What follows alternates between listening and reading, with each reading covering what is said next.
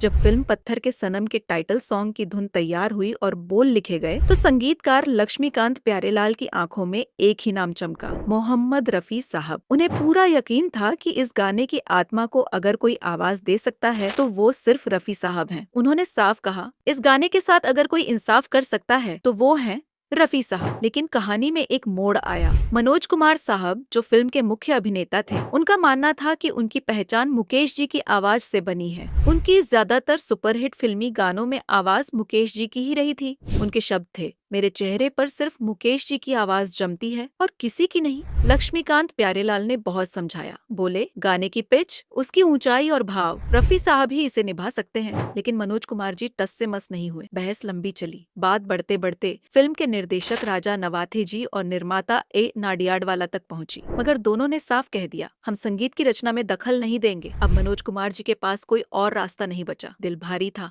लेकिन उन्होंने हार मान ली। और फिर वो दिन आया जब मोहम्मद रफी साहब ने वो गाना गाया, पत्थर के सनम तुझे हमने मोहब्बत का खुदा जाना। जैसे ही रिकॉर्डिंग हुई सब कुछ थम सा गया। कमरे में एक पल को सन्नाटा छा गया, जैसे किसी ने किसी के टूटे दिल की आवाज सुनी हो। हर शब्द, हर सुर रफी साहब की आवाज में जैसे वो दर्द बहता हुआ महसूस होता था। गाना जब रिलीज हुआ तो लोगों के दिलों में सीधे उतर गया। और शायद उस दिन मनोज कुमार जी ने भी महसूस किया होगा कि कुछ जज्बात सिर्फ सुरों में ही बयान किए जा सकते हैं। और रफी साहब उस लम्हे के सबसे सही साजगार थे।